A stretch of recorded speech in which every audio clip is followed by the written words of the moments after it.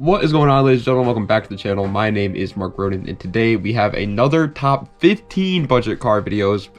Two back to back. I didn't plan that, but they're here, so we got two of them. This time on 15 rear wheel drive cars that you can find under $5,000 for you broke boys that still want to have something rear wheel drive and have fun in it. Rear wheel drive is a blast. I love rear wheel drive cars. I just bought an Integra, which isn't rear wheel drive, so it doesn't really make much sense, but that's besides the point. Rear wheel drive cars are a fun time, and today I got you covered with 15 of them that are still under $5,000. You may think that they're all over 10 grand now because everybody wants to drift nowadays.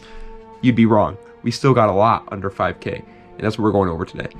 I would say to go over to check the shop if you want to pick up any merch, but the shop is down right now, so I guess we can't say that. So let's just get right into the video. Coming in at the number 15 spot is going to be the Volvo 240, the car that has an absolute cult following, and I get roasted every time that I don't put a Volvo 240 in a video. I can do like a Ford's under $5,000 video, and somebody's going to be like, where's the Volvo 240? It makes no sense, man. Like, relax, it's here. All right, be happy. It comes with a 2.3 liter inline four, making 114 horsepower, and it was obviously rear wheel drive. And now these things are an absolute blast to use as like a beater car, but they don't really have like insane potential to be something amazingly different. Like, they're a very good car, don't get me wrong. I'm not saying that they're like a bad car at all, but you ever see a Volvo 240 at SEMA? Didn't think so, man. They're not like a super cool like platform to build on, but they're fun to beat up.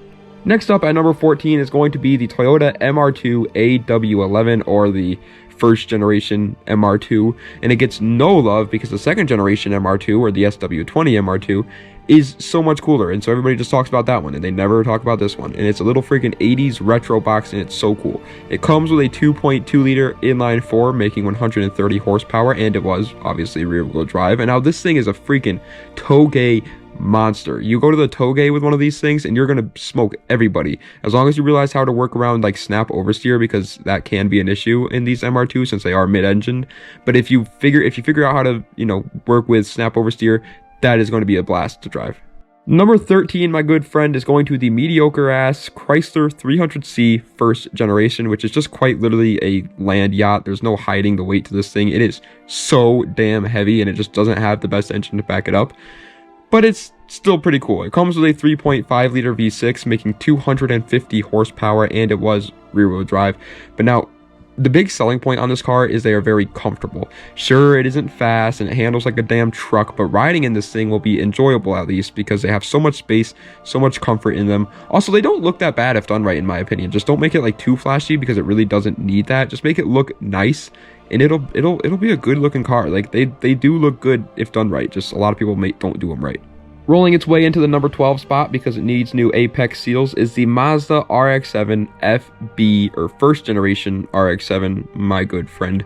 They come with a very small, laughable, to be honest, like it's very small engine, and it is a 1.1 liter two-rotor rotary engine that only made 100 horsepower, and they were rear-wheel drive. But these cars are actually a pretty good candidate for a engine swap, to be honest with you. They have a decent amount of space underneath the hood for a nice big ol' LS engine, or whatever you want to do to this car. You can put a freaking 2J in it, LS, SR, doesn't matter, put it in there.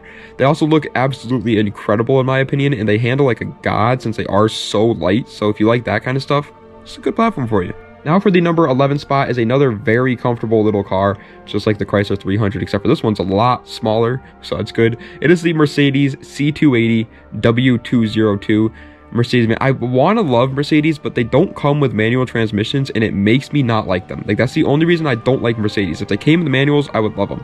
This one, though, it comes with a 2.8 liter inline six, making a nice 194 horsepower, and it was obviously rear wheel drive. But sure, this car may not be the most sporty car on this list. As a matter of fact, it's one of the least sporty cars on this list, but you will be comfortable, my boy. So listen to your freaking Limp Bizkit and smoke your stogies and peace in one of these things, dude. You're gonna be having a blast. Also, you get to look like a mob member because you're driving an old Mercedes.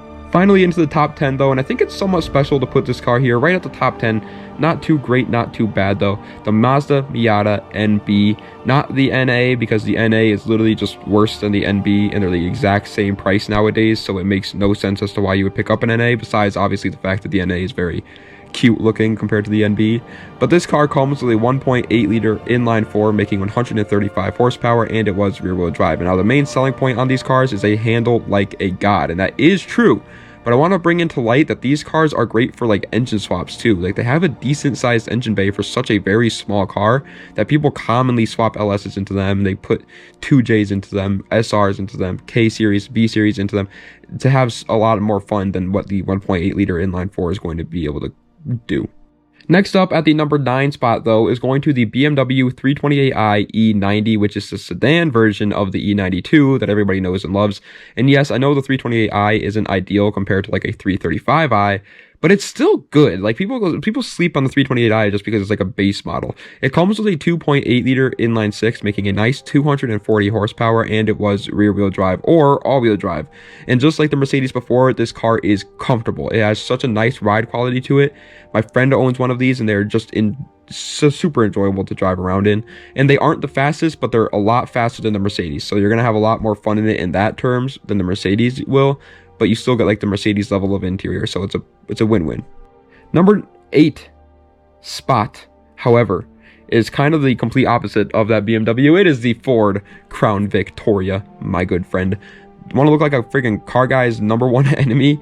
Buy this thing for like $1,500 and have tons of fun. It makes no sense, but they're there. They come with a 4.9 liter V8, making a huge 239 horsepower, and it was rear wheel drive. And if you get the police version, that puppy is even faster. It literally makes no sense. It kind of blows me away. They don't look very good though, but that can be changed with some simple mods, to be honest. But I wouldn't even like really worry about the looks of the car. Just have tons of fun in this thing and you will completely understand the hype. It's like the Volvo 240. It's not going to look the best, but just have fun in it. Coming in at the number 7 spot is going to be the Chevy Camaro Z28 3rd generation. This is like the crackhead generation for anybody wondering. Like for some reason, all homeless people own these cars. It makes no sense. I always see like drug dealers who want to be drug dealers but aren't actually drug dealers driving these cars. It's wild. It comes with a 5.7 liter V8 making 245 horsepower, and it was rear wheel drive. And now I want to make it very clear that horsepower number is the max horsepower, so if you get a very cheap one, it'll most likely be less horsepower because the horsepower numbers are different throughout the years. I just wanted to make that clear. So if you get an earlier year, chances are your horsepower is going to be a lot less. But if you get a newer one, then you can have 245. By the way, this is one of the best ways to get into a muscle car under $5,000, hands down. And in my opinion, they actually do look really good as long as they don't have like 15,000 pounds of cigarettes in them. Number 6, however, is a car that's finally starting to get some love. It is the Nissan 300ZX Z31. This car literally has the exact same motor as the Z32, which the Z32 is super popular, obviously. But this time, it's in a lighter, uglier, and longer chassis. It's a 3 liter V6 making a nice 222 horsepower, and it was the rear wheel drive. And now this thing isn't the best in terms of like interior or ride quality because it is an 80s sports car, but if you want a fun little canyon carver, this might just be your thing. These things honestly handle pretty well apparently. Not as good as the Z32, I want to make that clear, but Z32s are hard to find under 5K nowadays. So if you get one of these, you have the same amount of horsepower, same motor as the Z32, but now the car is a little bit lighter and a little bit longer. Number 5, however, is going to the next best thing. Believe me when I say that, this car is going to blow up very soon. It's the Hyundai Genesis Coupe. Give this car like a couple of years, all right? Like give this car 3 more years and people are going to want this thing over and over again. They're going to be like the next S13, I promise. They come with a 2 liter turbocharged inline 4 making 270 horsepower, and it was rear wheel drive. And they are one of the newest cars on this list actually, so they have tons of new like technology in them, and it really shows. I drove one on a test drive one time and it really is just such a blast to drive these things. Like I said, give these things a couple of years for people to catch on. I mean that. They're going to be popular options. Like they don't have the most like insane tunable engine out there. They're not like an SR, they're not a K series, but they can make some decent power, and they have decent power from factory, and they're rear wheel drive, and they look good, and they have tons of aftermarket support. It's great. Number 4 is going to yet another very slept on rear wheel drive monster. It's the gosh darn Lexus SC400, my good pal. Not only is the Soarer platform slept on in general, but when people talk about the SC, they usually talk about the SC300. So the 400 is even more underrated, which makes no sense because they come with a 4 liter V8 making a very nice 270 horsepower, and they were rear wheel drive. And that engine was called the 1UZ FE, which is such an incredible motor that it blows my mind that people aren't putting these motors into more cars. Also, these cars, I want to make it clear, they were automatic only, but there are tons of manual swaps available for them out there. So if you do get one of these cars as like a little project car, you can swap it with a manual.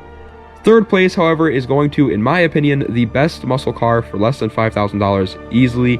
It is the Ford Mustang GT SN95. You can try to find a new edge too, but it might be a little bit harder to find under $5,000.